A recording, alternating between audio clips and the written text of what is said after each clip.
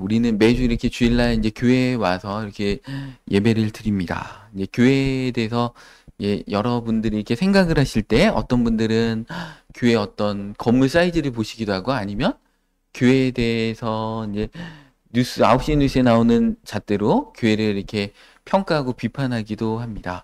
교회가, 참된 교회가 무엇인가? 오늘 이게 설교 말씀을 통해서 이렇게 상고했으면 좋겠습니다. 첫 번째로 이 교회는 예수 그리스도를 머리로 두고 주님으로 섬기는 공동체입니다. 오늘 이렇게 에베소서 4장 15절, 16절 말씀의 본문에도 이렇게 보시면 오직 사랑 안에서 참된 것을 해서 범사에 그에게까지 자라라 이렇게 말씀하고 계십니다. 그런데 그는 머리니 곧 그리스도라 이렇게 말씀하고 계신데, 그러니까 예수님이 몸의 머리가 되시는 거고 우리 교회는 예수님의 몸이다 이렇게 말씀하시는 것이죠.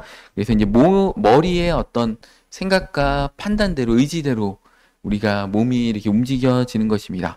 손과 발이 아무리 건강해도 이렇게 신경이 손상되면 어떻게 됩니까? 신경에 마비가 오면은 움직일 수가 이렇게 없게 되는 것이죠. 교회 안에 아무리 좋은 프로그램이 있고 많은 사람이 모여도 머리 대신 예수 그리스도의 뜻대로 교회가 그 말씀의 원리대로 이렇게 살아내지 못한다면 교회는 이렇게 마비되어 있는 몸과 같은 것입니다. 활동은 있지만 생명이 없고 움직임은 있지만 방향성이 없는 것입니다. 그래서 참된 교회는 예수 그리스도의 말씀에 순종하고 그분의 뜻을 구하고 그분의 영광을 먼저 구하는 것이 교회라는 것입니다. 그래서 무엇을 결정하든지 무엇을 행하든지 이것이 주님의 뜻인가 먼저 이렇게 묻게 됩니다. 그리고 교회는 말씀 위에 세워진 곳이 교회라는 것입니다. 오늘 본 말씀 11장 12절에 보면 교회는 이렇게 오중직임을 가진 특별한 어떤 직임자들이 있다라고 합니다. 사도와 11절 한번 띄워주시기 바랍니다. 본문. 어떤 사람은 사도로, 어떤 사람은 선지자로, 어떤 사람 복음 전하는 자로, 어떤 사람 목사와 교사로 삼으셨다. 이들의 공통점이 다 하나님의 말씀을 직언하는 자들입니다. 그래서 이 말씀 위에 교회는 이게 세워졌습니다. 하나님의 말씀이 순수하게 선포되고 인간적인 어떤 철학이나 가치관이 이렇게 주장되는 곳이 아닙니다. 그래서 성경 말씀이 우리 삶의 신앙의 어떤 기준이 되는 것처럼 교회도 이 말씀 위에 세워진 것입니다.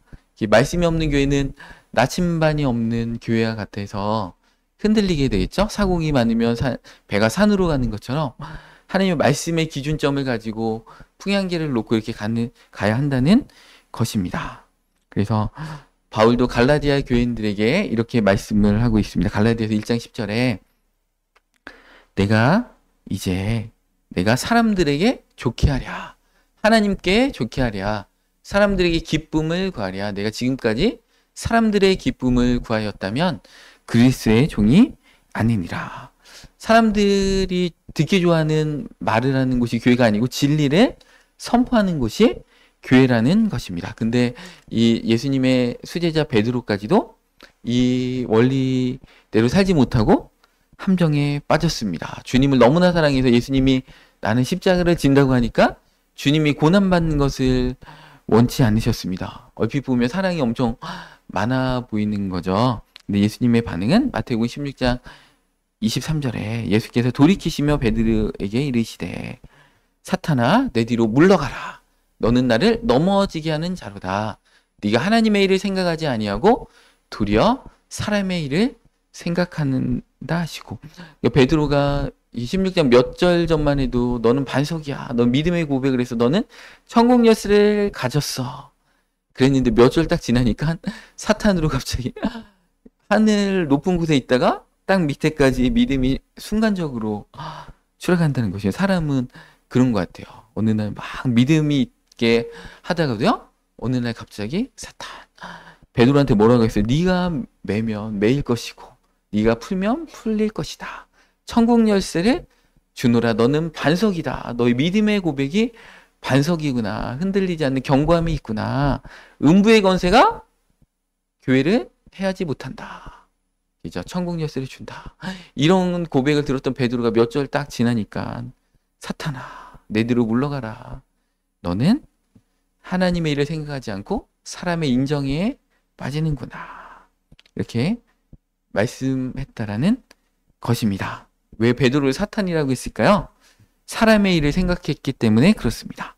십자가 없는 구원을 얘기하고 고난 없는 영광, 희생 없는 승리를 원했기 때문입니다. 그것이 사람들에게는 좋아 보이는 일이었지만 하나님의 뜻은 아니었다라는 것입니다. 오늘날에도 많은 교회들이 이 원칙을 잊어버리는 교회들이 좀 있는 것 같습니다.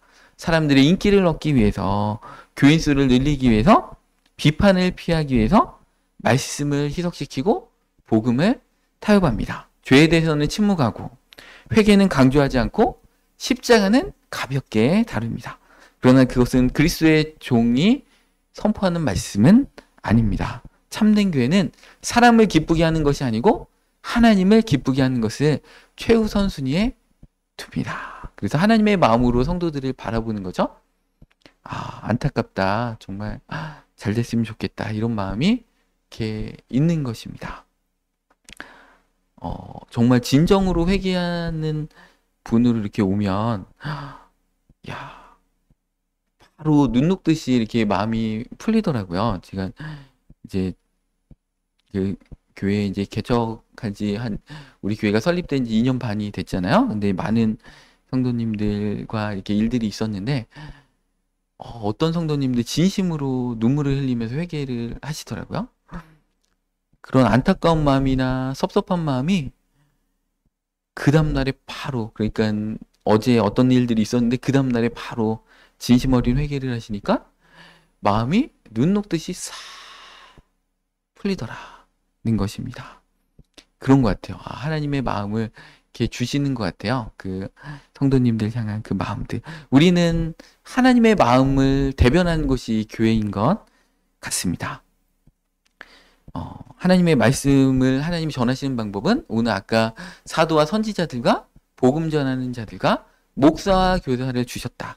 그래서 그런 직분자들 통해서 하나님의 말씀을 전하는 원리가 있습니다. 이 구약시대에도 우리 출애굽기 20장 19절에 백성들이 이렇게 얘기를 합니다. 모세에게 이르되 당신이 우리에게 말씀하소서 우리가 들으리이다.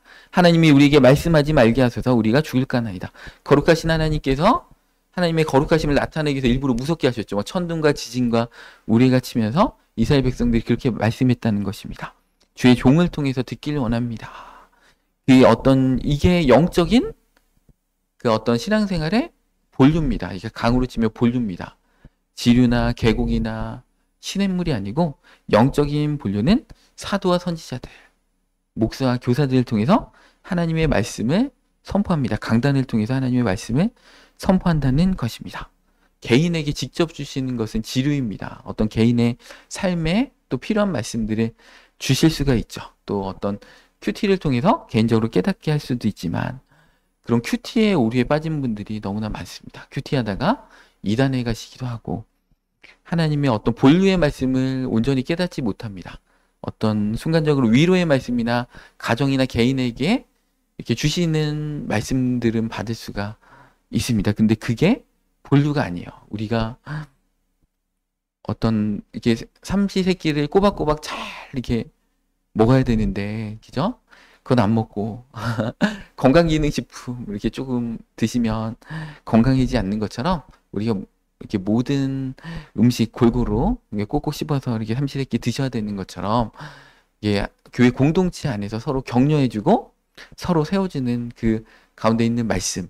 그러니까 레이기에 보면 광야 생활할 때 짐승을 잡을 때 그냥 제사를 드리는 짐승 말고요. 그냥 삼겹살 먹고 소고기 구워 먹을 때도 그 자기 집에서 잡지 말라. 꼭 성막 앞으로 가져와서 잡으라. 이렇게 말씀했습니다. 가나안 땅에 갔을 때는 그 율법이 좀 완화가 됐습니다. 그래서 제사 드리는 거 외에는 뭐 각자 집에서 고기 잡아서 먹어도 된다. 이렇게 완화가 됐습니다. 근데 이제 공동체 생활할 때 각 진영들이 이제 12지파가 회막을 중심으로 진영을 쳤기 때문에 일반 삼겹살 먹을 때도 고기 잡을 때도 꼭 제사장 앞에 회막문 앞에서 고기를 잡아라.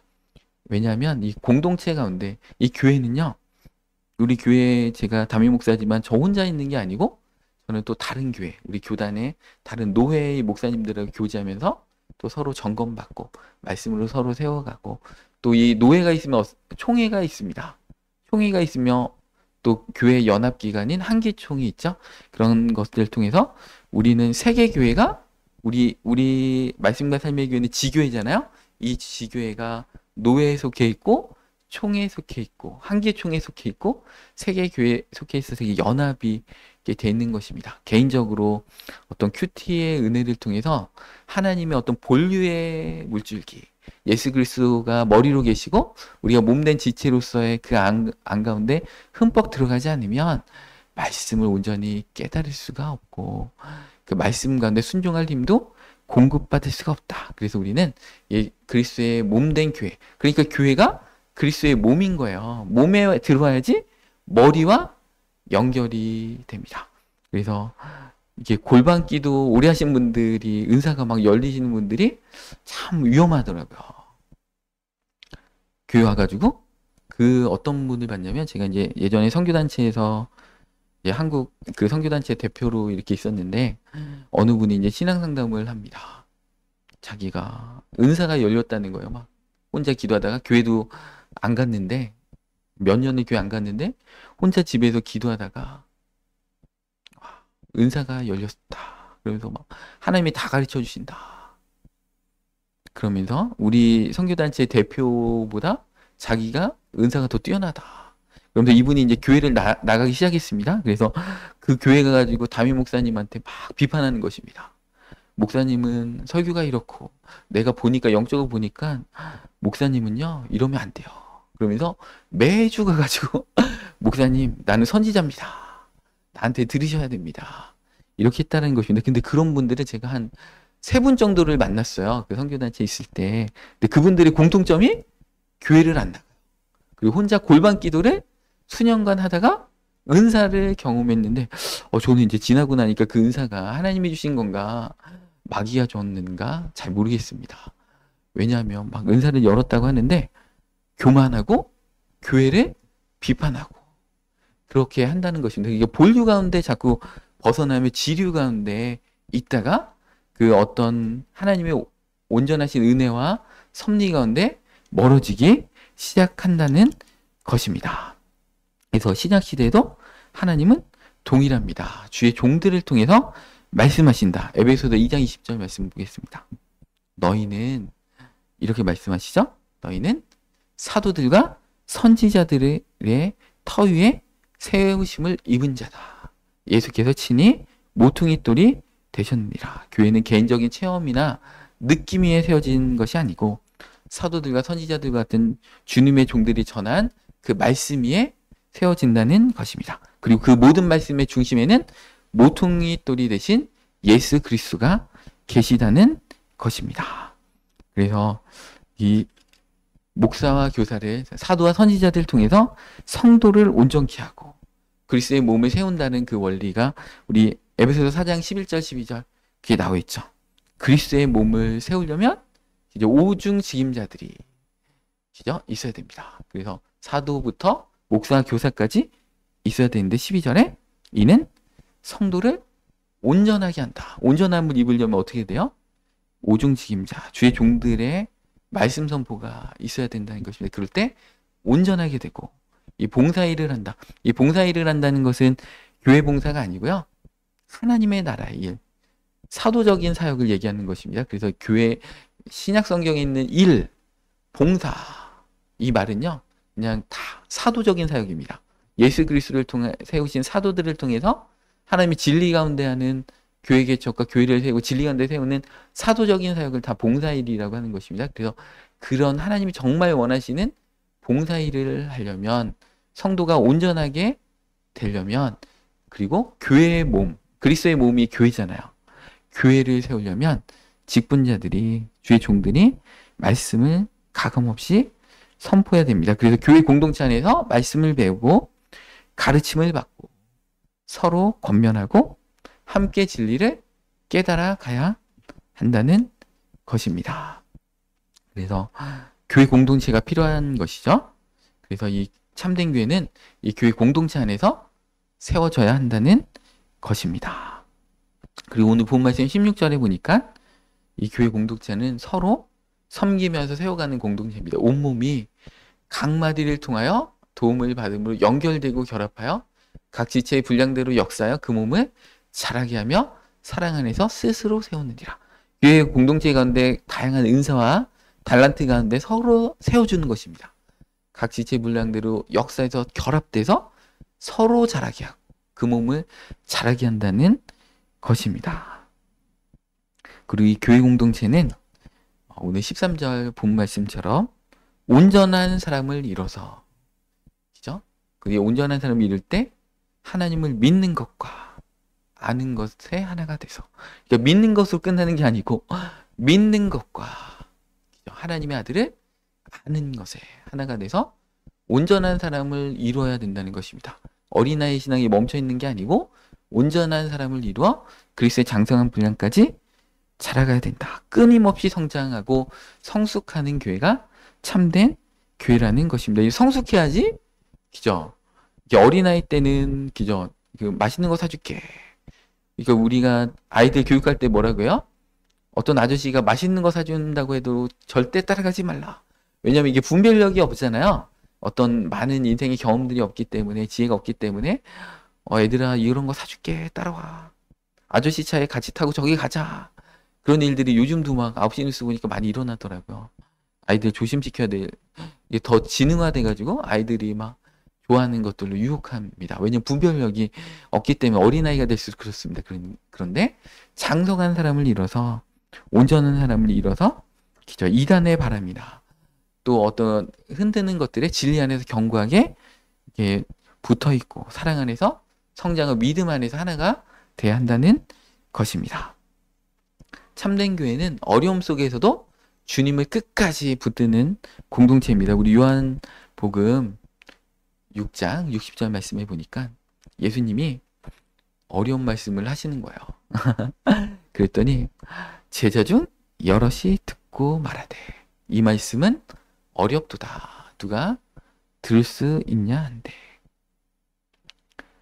그러니까 그러면서 61절에 보니까 예수께서 스스로 제자들에게 이 말씀에 대해 수근거리는 줄 아시고 이르시되 이 말이 너에게 걸림이 되느냐. 그러니까 예수님이 뭔가 수준 높은 그런 말씀으로 들어가면, 십자가의 말씀으로 들어가면 어렵도다.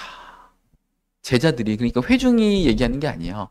제자들, 그죠? 재산을 내어놓고 예수님만 쫓겠습니다. 십자가를 같이 가겠습니다 했던 그 제자들이 어렵도다.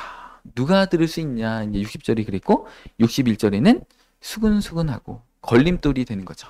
말씀이 좀 깊이 있는 말씀으로 들어가면 그렇게 된다는 것입니다. 그러면서 66절에 그때부터 그의 제자 중에서 많은 사람이 떠나가고 다시는 그와 함께 다니지 아니하더라. 그러니까 제자 중에서 떠나간 겁니다. 이게 회중 중에서 떠나간 게 아니고 예수님이 어떤 말씀하셨냐면 나의 몸은 그 참된 양식이다. 그러니까 내 피를 마시고 내 살을 먹어라. 비유적으로 좀 깊이 있는 십자가의 대속에 대해서 설명을 하셨더니 어렵다. 이들은 그 직전에 뭐예요? 오병이의 기적을 체험했잖아요. 예수님이 막 하늘에서 그 하나님의 양식을 내려서 오병이의 기적을 행할 때 왕으로 삼자. 그들이 원했던 정치적인 메시아잖아요. 경제 문제를 해결해주는 메시아로 원했잖아요. 근데 그렇지 않으니까 제자 중에서 많은 사람이 떠나가고, 그리고 다시 그와 함께 다니지 않다. 다시 그와 함께 다니지 않는다는 게 뭐예요? 일시적으로 이렇게 떠나가는 게 아니죠. 완전한 단절.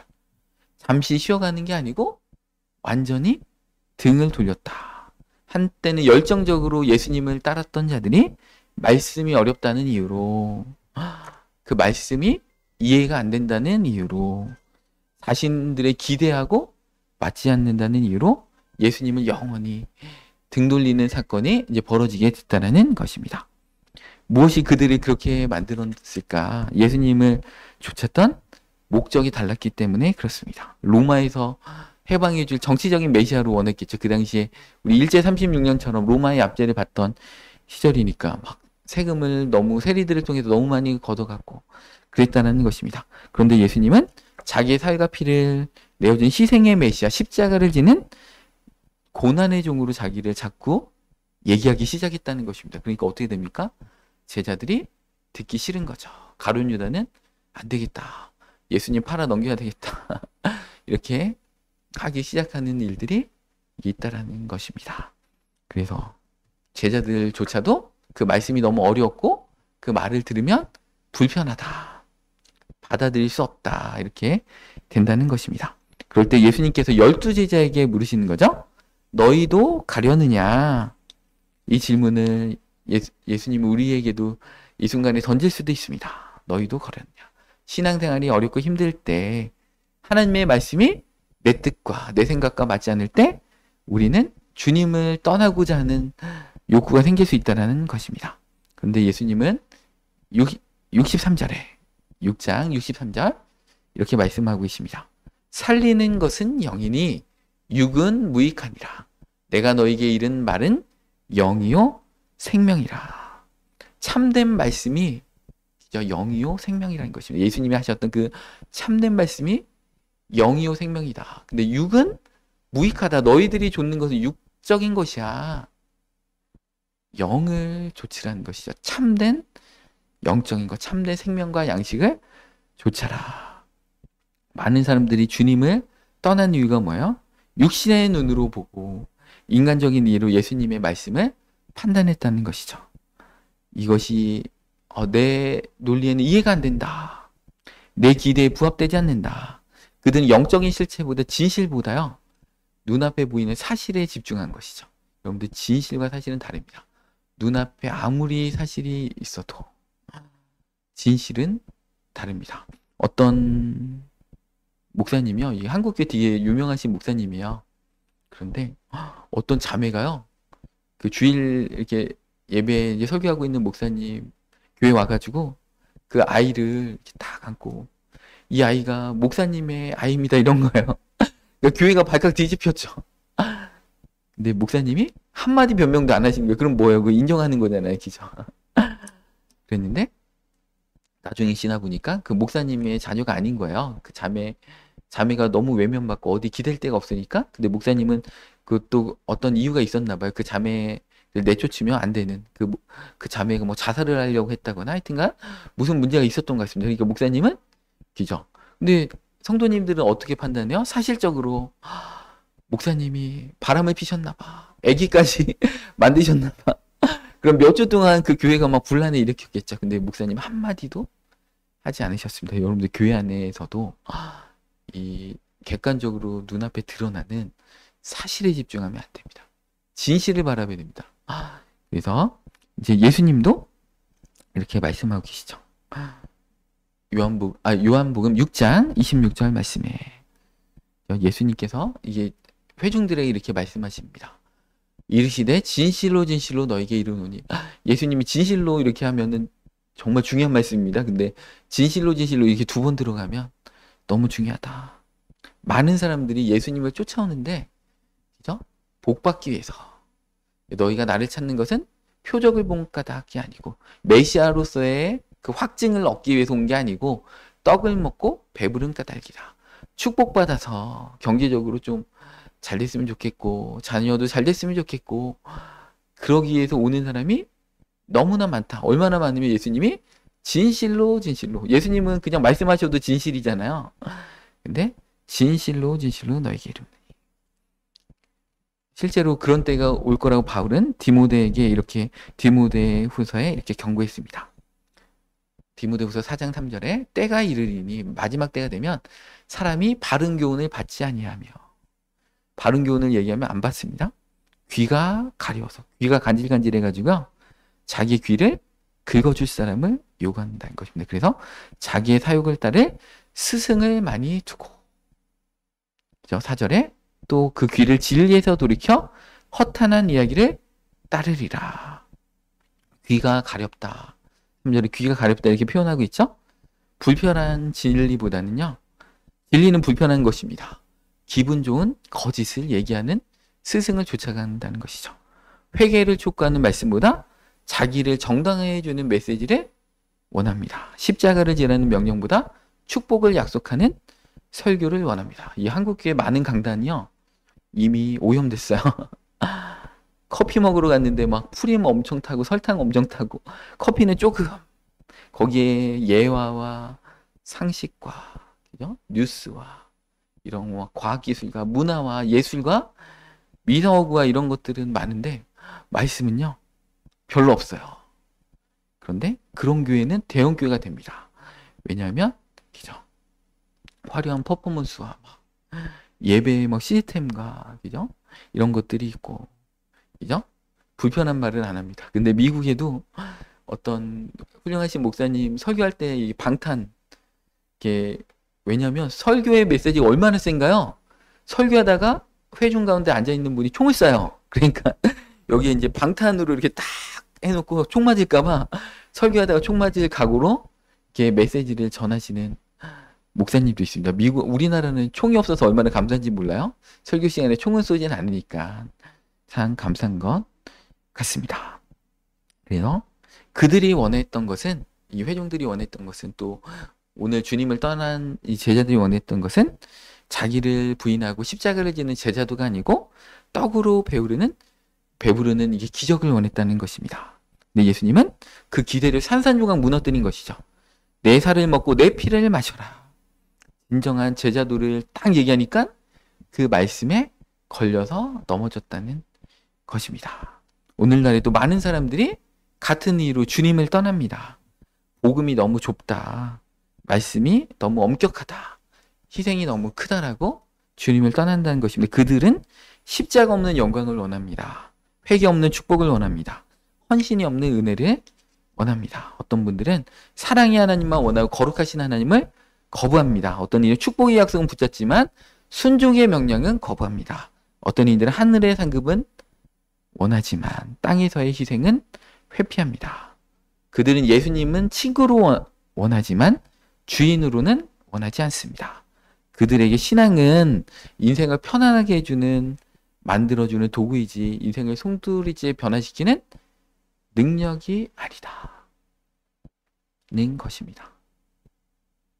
제가 우리 집에도 이렇게 기니피그를 이렇게 3년 반에 키워도요, 이 기니피그는요 주인이 오던 말던 배고플 때 와서 밥 달라고 하고 주인이 쓰다듬으면 도망갑니다. 아무런 정도 별로 안 생기고. 근데 기니피그도 예전에 키웠던 기니피그는 안 그런 기니피그가 있었어요. 고양이처럼 막 주인이 오면 막 꾸꾸 막 하면서 쓰다듬으면 좀 뭐 좋아하고, 그런 기니피그는 정말 특이한 기니피그입니다. 그런데 이제 고양이를 어떤 이유 때문에 이제 누가 버려가지고 분리수거장에서 이 고양이를 우리 집에서 주웠는데, 우리 인찬이가 주웠는데, 이 고양이는 3일을 키웠는데 얼마나 기니피그 3년과의 정과 다릅니다. 와, 막 사람이 오면 얼마나 이렇게 좋아하고 막 서로 소통이 되니까 하나님도 그러실 것 같아요. 신앙생활을 3년을 했는데 아무런 감흥이 없고 주님의 뜻에는 아무런 감정이 없고, 내 신앙생활 3일 했는데 주님을 원하고 바라고, 그럴 수 있다. 제가 진짜 그런 분들 많이 봤어요. 이제 그 목회하기 전에 이제 교회에서 구역장으로 섬길 때 일입니다. 정말 이게 제가 그 구역이 이제 이렇게 개편되기 전에 4, 5년을 이렇게 그 같은 구역으로 섬겼던 것 같아요. 근데 4, 5년 동안 믿음이 하나도 안 자라요. 아무리 정말 폭포수 같은 말씀을 전하고 막 제가 알고 있는 정말 혼자만 알고 싶은 말씀을 전해도요, 아무런 변화가 없어요. 교회를 향한 애착도 하나도 없고 십자가를 가려는 마음도 1도 없고, 신기하다. 왜 교회 나오지? 축복받으러 나오는구나. 아무런 변화가 왜 5년 동안 한 번도 없을까? 그 말씀이 똑같이 선포되는데, 기존 구역 예배 매주 여름 겨울방학 말고 한 10개월, 11개월 동안 그 제가 알고 있는 말씀을 막, 그리고 그분들 위해서 얼마나 눈물 흘리면서 기도했는데 그 가정에 무슨 문제가 있다고 하면 또 막 신방해가지고 막 위로해주고 그랬는데 5년이 지나도요. 와.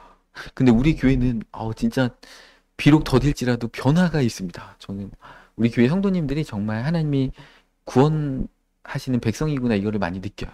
변화가 있어요. 와, 근데 제가 예전 섬겼던 그 교회들에서 구역원들을 보면 5년 동안 1도 변화가 없다. 야, 저분 진짜 구원받았을까? 하나님의 말씀이 그죠?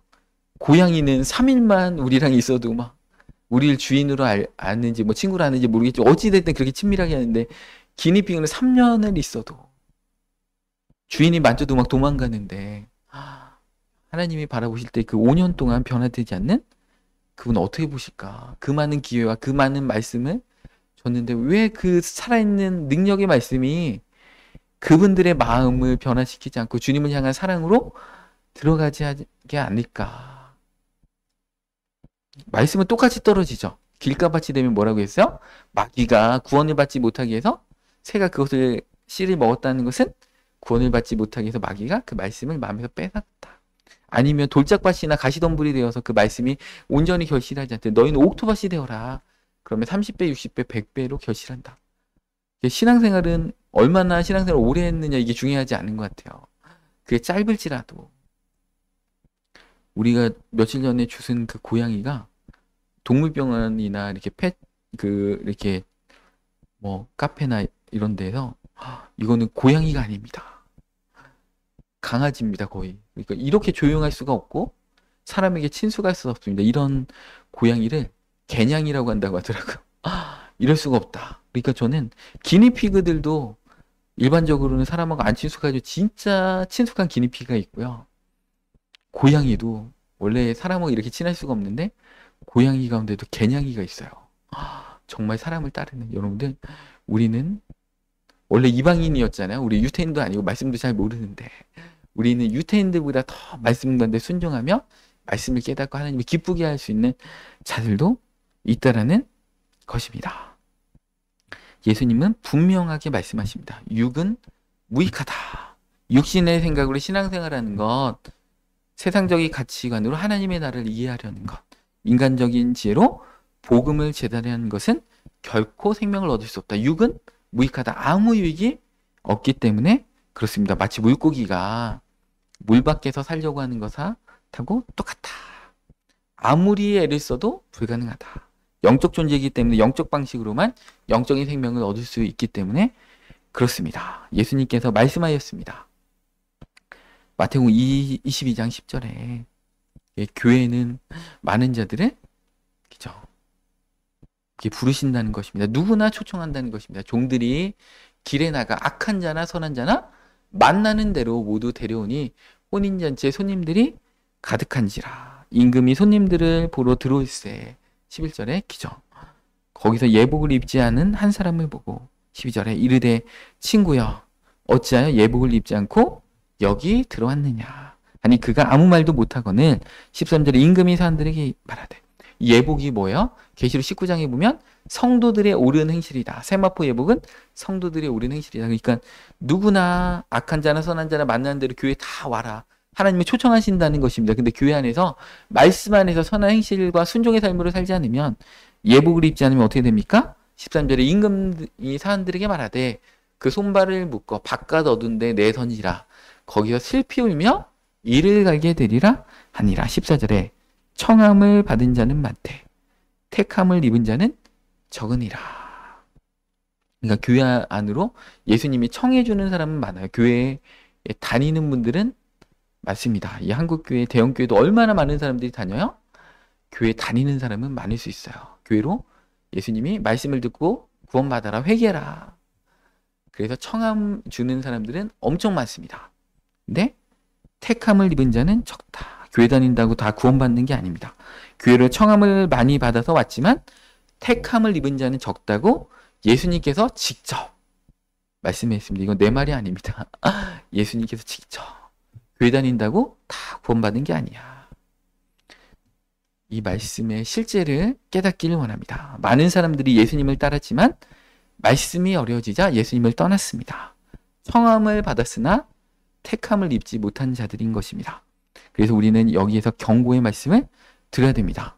마태복음 24장 24절에 예수님이 또 이렇게 말씀하십니다. 거짓 그리스도들과 거짓 선지자들이 일어나 큰 표적과 기사를 보여 할 수만 있으면 택하신 자들을 미혹하리라. 아까 청함을 받은 자들은 그냥 교회 나오는 자들이라고 했잖아요.